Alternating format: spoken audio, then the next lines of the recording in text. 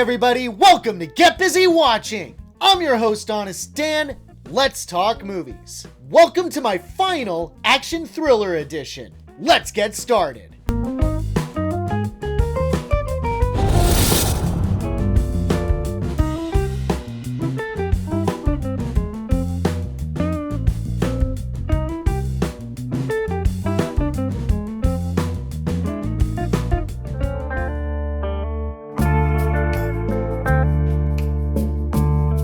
Robert McCall is back. After getting injured while taking on some bad guys, he recovers in a small town in Sicily, and new bad guys show up to cause trouble, and Robert ain't having it.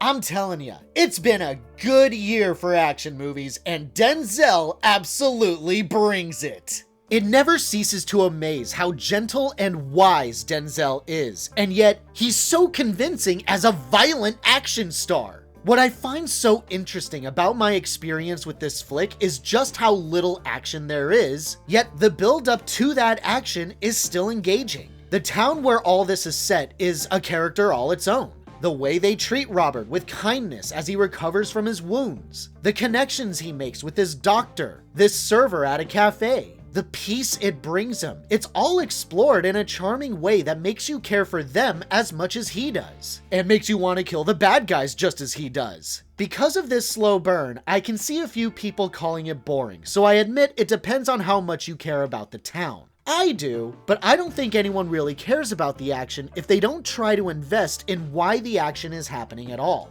The genuine downsides to the film are some of the background events. The villain of the movie is in cahoots with a terrorist organization, and they're causing problems, but we never really see them. So it's just context as to why the main crime lord we follow is doing what he's doing, making it needlessly complicated. Because Dakota's character is more interested in the terrorists, she feels shoehorned. Since the terrorists feel unnecessary, she feels unnecessary. The climactic action scene feels like it was over really quickly, even though the ending is still very satisfying. If you've liked Denzel as the Equalizer, then this is right up your alley. You don't need to see the previous flicks in order to enjoy this one, so don't feel pressured to catch up. I really liked it despite its flaws, so I do recommend it. My honest rating for The Equalizer 3, a 4 out of 5.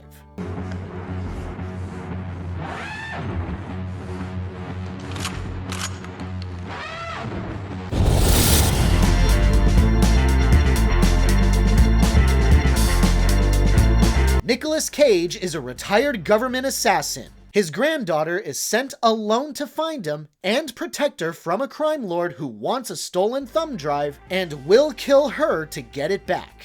I had fun, even though this is a very flawed flick. Certain actors really saved this project. It ain't my favorite of the year, but as far as goofy action comedies go, this had its moments. This movie is lucky. It takes a lot of time until we actually see the Cage. But in the meantime, we're blessed with the over-the-top insanity that is Jackie Earle Haley as one of the primary villains. He's threatening, he's funny, and he's a warm, violent hug. Once we do get to see Nick, him being a drunken dude that's awkward around his granddaughter may not be new, but he does it so well, and his chemistry with the young actress is pretty sweet. Actually, that's one of the main advantages of the movie is this kid character. Even when she gets kidnapped by evil Ron Perlman, they have a sweet back and forth as he quizzes her about Oliver Twist, and has second thoughts about allowing her to be harmed, even though this subplot is resolved a little too abruptly and anticlimactically. The action is, admittedly, hit and miss, with some standing out better than others. Some of the physical comedy lands, but has this knack for trying to milk it until it inevitably stops being funny. And you can tell that a lot of subplots were shoved in at the last minute. Like an even more evil person than Jackie Earle Haley's character, who gets very little screen time and isn't nearly as charismatic as him. And then the plot suddenly gets more convoluted way too late in the story, and it's easy for anyone to lose interest by the third act. It has its problems, but I don't agree with the negative reception it's getting. It's definitely not the best action flick of the year, but for what it is, I still really enjoy it. Do you need to rush to see it? No, but if it's streaming, I do recommend it. My honest rating for The Retirement Plan, a strong 3 out of 5. Ashley, don't make me.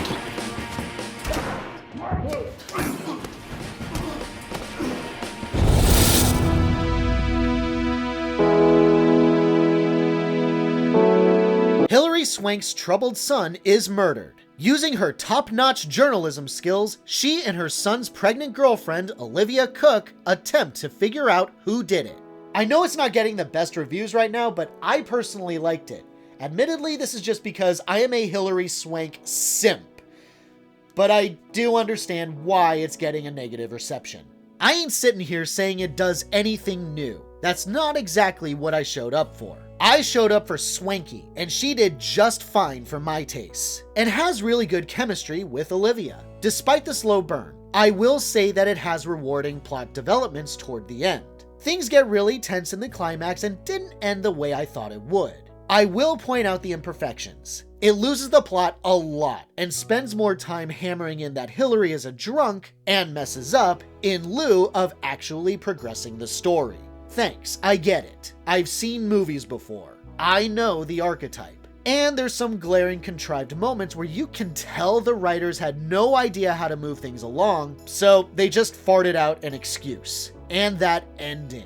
The final minutes makes the entire viewing feel hollow and meaningless. It's rare that I get bothered by endings like that, as I usually understand what the story is going for, but this infuriated me. If you're in the majority that didn't like this, I get it. It's slow, unfocused, and not always well written. But when it works, the payoffs later on, the climax, the acting from the core cast, including Jack Rayner, totally forgot to mention him, is all really good. So for me, it balances out. Take my opinion with a grain of salt, obviously, but I recommend it. My honest rating for The Good Mother, a strong 3 out of 5 for Hilary Swank alone. I found it right before they came in. Who's that? That's about $50,000 worth of dirty heroin.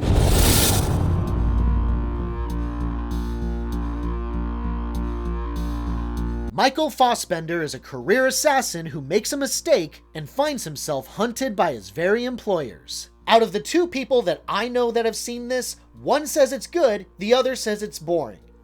I'm somewhere in between. I can see why some people might find this boring. For a spy thriller, it's not exactly action-packed, nor does a whole lot happen. And when it does, you can barely see it. With that said, I think when you look beneath the surface, the movie feels like a play, going into the mind of a methodical killer who lives by a mantra that sees him through the death-defying moments. While nothing makes a whole lot of sense in the moment, the writing is merciful enough to shed light into Fassbender's motivations, what he's doing at these locations and why, and connects dots for the audience in a pretty unconventional yet interesting way. However, this does come at its own cost. While most of the writing is splendid, every so often it veers into silly territory. A product placement for McDonald's once, a quote from Popeye at another. It's almost like a Marvel movie decided to be serious, but slipped up along the way. Lines of dialogue like that may be few and far between, but were distracting and off-putting nonetheless. And despite its modest 2-hour runtime, the slow pacing does kind of hit about halfway through, and engagement may vary from viewer to viewer. I was lucky, insert Leonardo DiCaprio meme here moment for me, when I spotted Darren Norris, who played Gordy in Ned's Declassified School Survival Guide, and most famously, Cosmo from Fairly OddParents. Him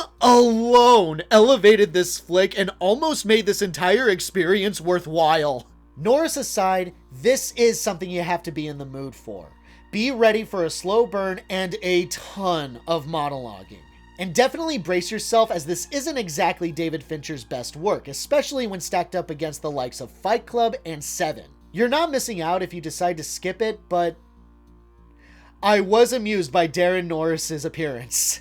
My honest rating for The Killer, a strong 3 out of 5 for Darren Norris alone. My favorite is still their claim that sleep deprivation didn't qualify as torture. Thanks so much for watching, you guys. I really appreciate it. Have a great day. Stay safe and healthy out there. Hope to see you soon.